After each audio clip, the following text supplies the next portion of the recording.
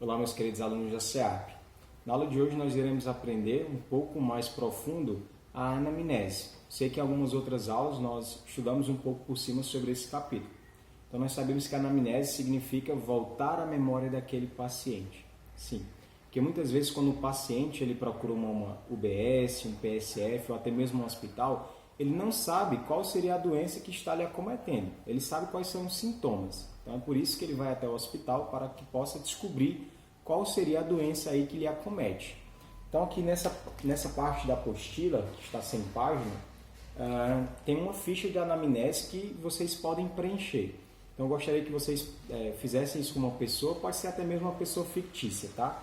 Então se você trabalha numa clínica particular, primeiramente você vai colocar o nome, os dados pessoais daquela pessoa, data de nascimento, telefone, endereço. E se aquela pessoa tem algum acompanhante, que normalmente quando uma pessoa procura um ambiente de saúde, ela vai acompanhada. Você também colocará os dados pessoais dessa pessoa. E eu falei em clínica particular porque aqui pede o convênio médico, tá? Então se você está numa clínica particular, se você trabalha por lá, provavelmente a pessoa tem um convênio médico, que é uma carteirinha que tem uma numeração. Então você também vai estar anotando a numeração desse paciente, tá bom? Então eu gostaria que você começasse preenchendo essa ficha aqui, só para um treinamento mesmo, tá? Para que você possa estar mais prático quando você estiver trabalhando num consultório médico.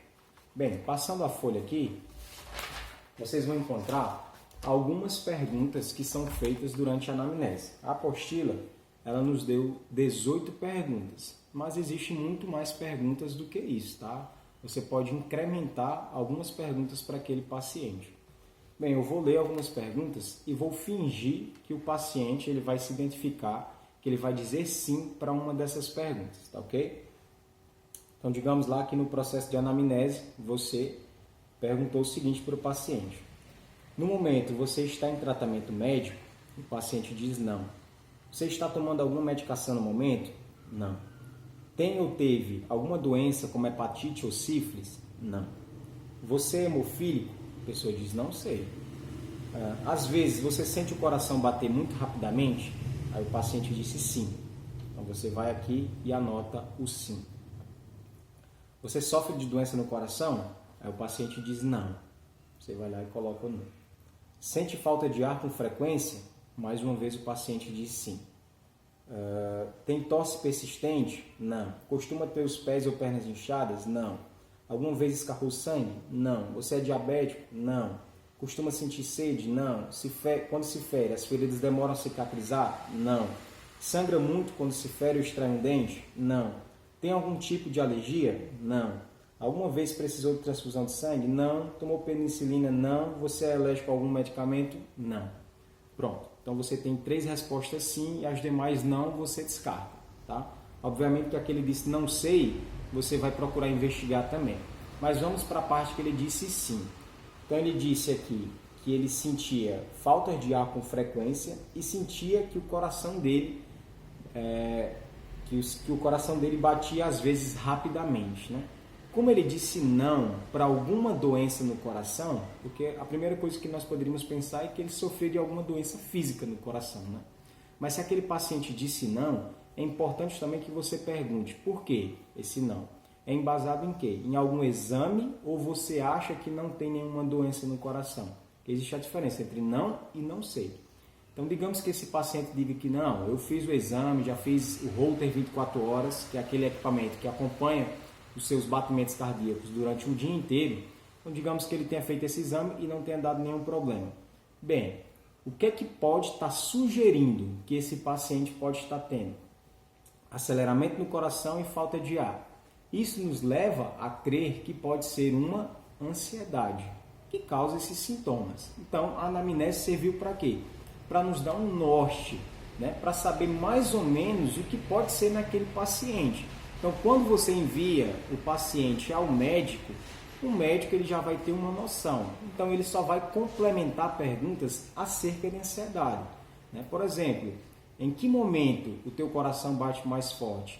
Geralmente é à noite, quando eu vou dormir. Então, a gente pode estar levando aí a uma crise de ansiedade ou um ataque do pânico, né? Então, essa anamnese, ela não serve para dar um diagnóstico. Então, atenção, o que diagnostica um paciente são exames, exclusivamente exames. Então, se o paciente não faz exame, não tem como você dar um diagnóstico, com certeza é isso. Mas você viu que algumas perguntas levaram a um direcionamento.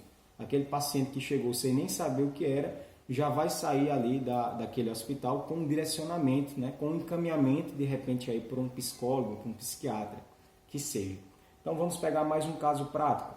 Então, como eu já li todas as perguntas, eu vou colocar como se o paciente, dessa vez, dissesse não para todas as perguntas e disse sim para essas perguntas aqui. Você alguma vez escarrou sangue? Aí o paciente diz sim. Você sangra muito quando se fere ou extrai um dente? Aí o paciente disse sim. E por último, você perguntou, alguma vez você precisou de transfusão de sangue? E o paciente também disse sim. Então, lembrando que todas as outras ele disse não, e quando foi perguntado se ele era hemofílico, ele disse não sei, porque ele não sabia o que era. O que é que pode te levar a crer, já que ele disse que já escarrou sangue, e quando ele extrai um dente, sangra muito? Bem, e ele disse que já precisou de transfusão de sangue. Primeiramente, você vai perguntar o que aconteceu para que ele precisasse de uma transfusão de sangue. Então, digamos que ele disse, não, eu nem sei direito por que eu precisei de transfusão de sangue. Isso vai te levar a crer que esse paciente ele pode ser, sim, hemofílico. Por quê? Professor, em quais momentos eu posso saber que aquela pessoa ela é hemofílica? Então, todas as pessoas, né, quando sangram, elas têm proteínas que são elementos responsáveis pelo crescimento e desenvolvimento de todos os tecidos do corpo, né? Então, elas entram em ação para estancar o sangue. Esse processo se chama coagulação. Então, quando uma pessoa ela é hemofílica, ela não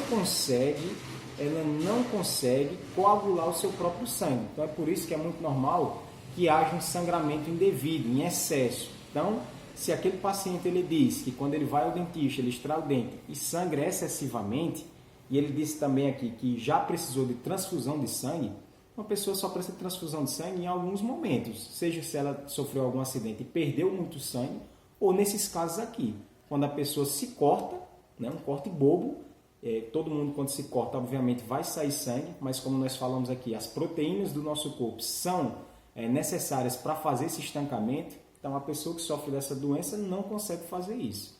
Então, provavelmente você já vai encaminhar um médico como se fosse uma pessoa que sofresse dessa doença, tá?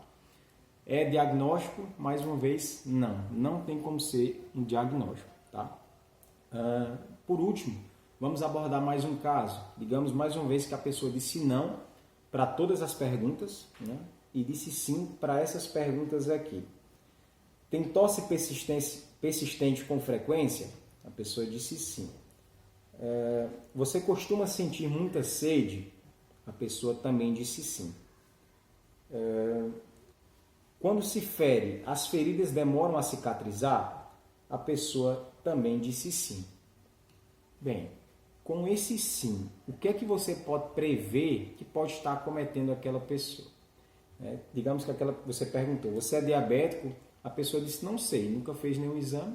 Então, se a pessoa, quando ela se corta, demora a cicatrizar, ela sente muita sede, ela está tendo tosse com persistência, isso está nos levando a crer que pode ser uma diabetes, tá?